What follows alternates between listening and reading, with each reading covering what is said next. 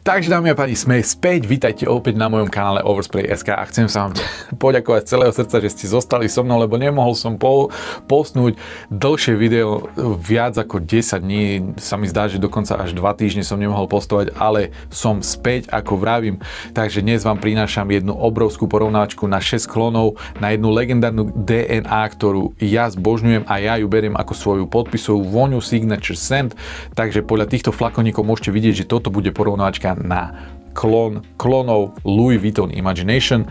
Takže čo tu máme dnes? Predstavím vám tieto klony. Toto je Ayat Dreaming, takisto pekný klon na Louis Vuitton Imagination. Potom tu máme Volare Arctic Breeze. Na tento klon som čakal neskutočne dlho. Ľudia, vďaka TikTok shopu som konečne mohol ovoňať tento Velixir Morpheus. Potom tu máme samozrejme jasne, že legendárny Boucherie Hectic.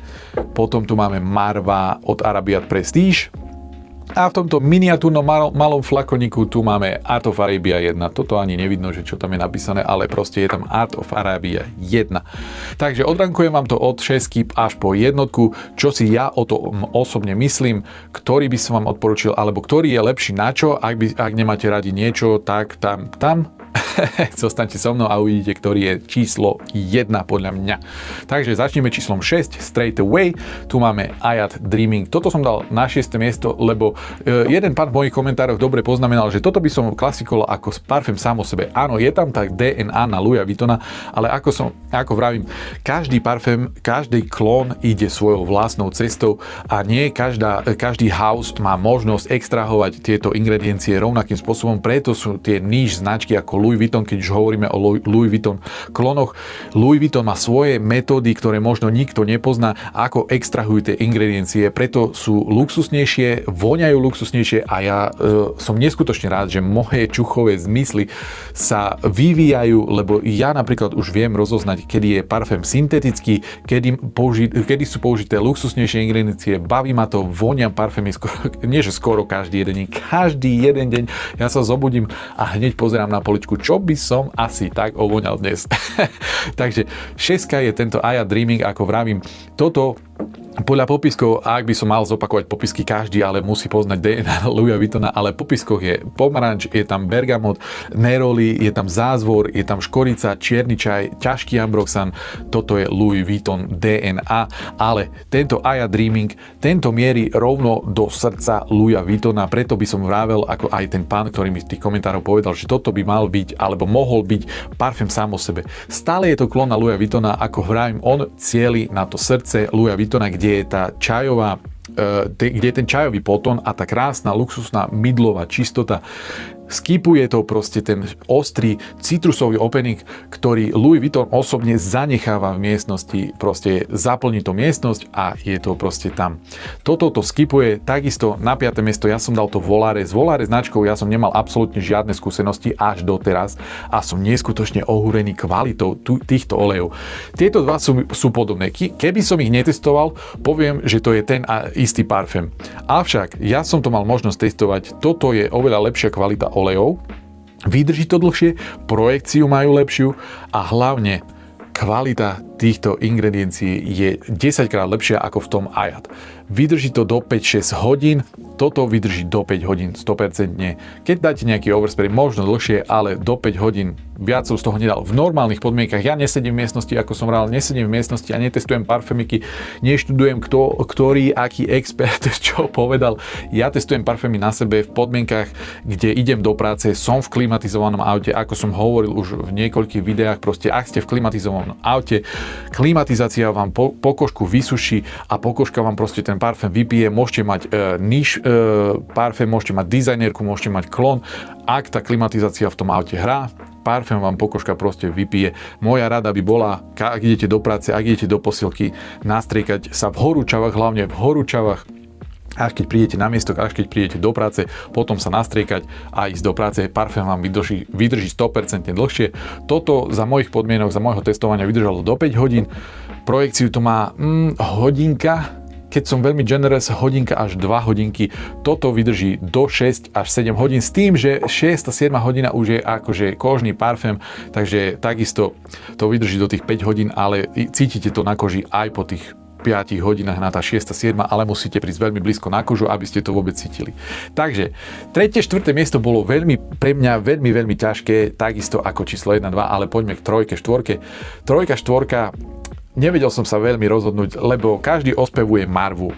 Art of Arabia takisto krásny parfém, ale ide svojou vlastnou cestou, takisto ako Marva.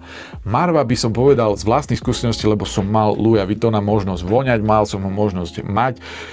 Marva je krásny parfém, ale ide takisto vlastnou cestou, čiže ja som na 4. miesto dal túto Art of Arabia 1, lebo sa odkláňa trošku viacej od tej DNA Louisa Vuittona a ide skôr tou pomarančovou cestou, viac pomaranči cítiť, ako by bolo treba.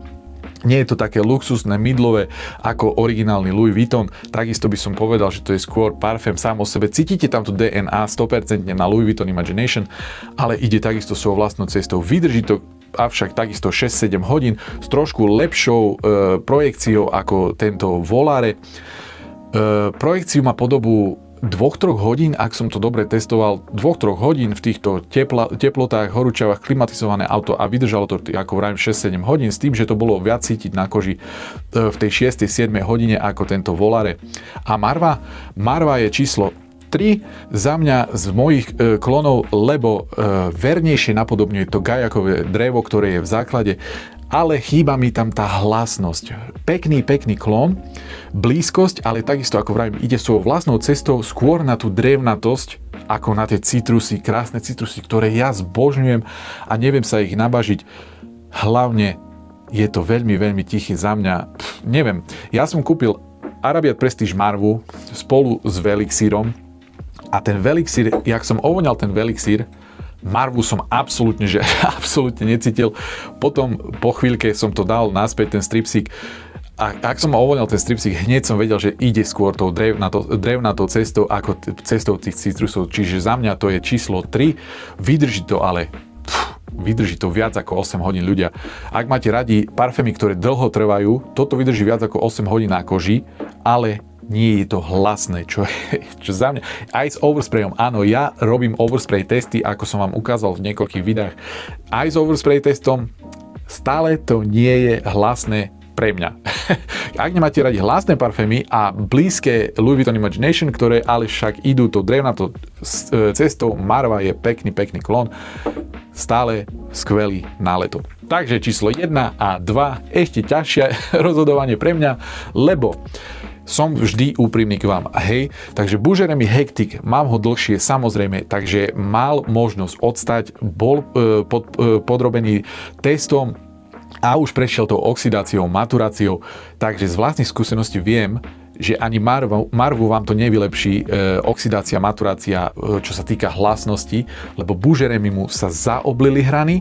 Na začiatku, keď som ho kúpil, ja som bol ohúrený tou citrusovosťou, tak ako som ohúrený momentálne z Velixír Morpheusa, ktorého som dal na prvé miesto, poviem to rovno, dal som ho na prvé miesto, alebo by som to dal 1 a 1. Je to veľmi blízko, lebo Bouger-Remy už mal možnosť sedieť na poličke, zaoblili sa mu hrany, nie je to teraz také hlasné, kričiace, je to stále kričiace na môj štýl, ktorý ja mám rád, ale už tam nie je tá citrusovosť, ide to skôr rovno do tej luxusnej mydlovej čistoty s citrusami, je tam hlavne cítiť ten zázvor, krásne, výdrž to má neskutočnú, na moje testovanie vravím 8 plus hodín to vydrží 100%, na šatách aj do druhého dňa. A ten Velixír je len z toho dôvodu na prvom mieste, že ja proste zbožňujem tie ostré citrusové openery, ktoré toto zatiaľ ponúka, ale ako vravím, možno sa sklzne na číslo 2 v mojom rebríčku, keď to odstojí, možno sa mu takisto zaoblia tie hrany, zvýši sa mu výkon je avšak toto na to zbožňuje. Výkon je z krabičky rovno 7-8 hodín. Môžete to hneď striekať, môžete to hneď používať. Toto ja na parfémoch zbožňujem. Ja nenávidím, ak musím nechať parfémy odstať, lebo proste zaplatíte za parfém a musíte ho nechať odsedieť mesiac, 2, aby ste ho mohli nejak tak ako si používať. Za mňa to je nie. Ja zbožňujem parfémy, ktoré môžem používať rovno z krabičky a Velixír a Bouger-Remy mi to dal. Áno, chápem, na Slovensku je ťažšie si zohnať Velixír a Bouger-Remy, možno a Velixír je až nemožné si to tam zohnať. Dúfam, že to môžem zapojiť do nejakého budúceho giveawayu, ktorý spravím v budúcnosti. Určite tam nejaký Velixírik prihodím, lebo ľudia, kvalita týchto olejov, táto značka proste wow. Velixír a Bougeremi top clone housey, ktoré majú neskutočne krásnu projekciu, silnú projekciu, vydržia dlho, rovno z krabičky ich môžete používať. Za mňa, ja som proste ohúrený týmito dvoma značkami a budem za nimi stať, nech sa deje, čo sa deje. Samozrejme, ľudia, aj vy mi dajte do komentárov vedieť, aké klony na Louisa Vuittona Imagination používate vy. Ja si ich rád skúsim, lebo za mňa je to signature vôňa, podpisová vôňa. Ja by som chcel skúsiť snáď všetky klony na Louis Vuitton Imagination, lebo ja proste tu DNA zbožňujem. Nech je akákoľvek, napríklad tento Ayat ide rovno do srdca, je tam tá mydlová čistota, takisto Volare, ale sú to pekné klony, ktoré ja určite budem nosiť. Však sa pozrite, ja som to testoval raz. Štvrť flakoníka, toto je 25 ml flakoník a chýba z neho štvrťka, čiže ja keď podrobujem parfémy testovaniu, ja dávam overspray okolo 30 plus dávam strekov, takže ak to otestujem to poriadne a otestujem to v reálnych skúsenostiach, ktoré ja mám pri práci, v klimatizovanom aute, v posilke, takže za mňa sú to skvelé klony. Ako hovorím, každý ide svojou vlastnou cestou. Ja, ktoré najviac by som vám odporúčal a chcel by som slovenských a českých ľudí do toho pritiahnuť, je Bougeremi a Velixír, ale viem, že je to veľmi ťažké zohnať takéto klony. Takže toto bola moja porovnávačka, rankovaní boli od najlepšieho po najhorší. Víťazov máme Tuna, Bougeremi a Velixír. Na 3. mieste skončila Marva. Pekný klon, ale ide skôr na tú drevnatosť, ktorú tam Louis Vuitton Imagination má.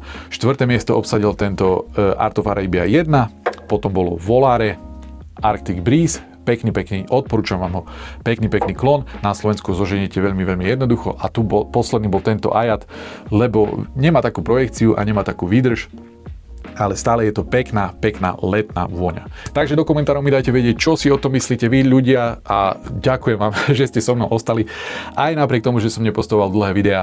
Toto bol Louis Vuitton Imagination Battle a my sa vidíme v ďalšom videu. Čaute.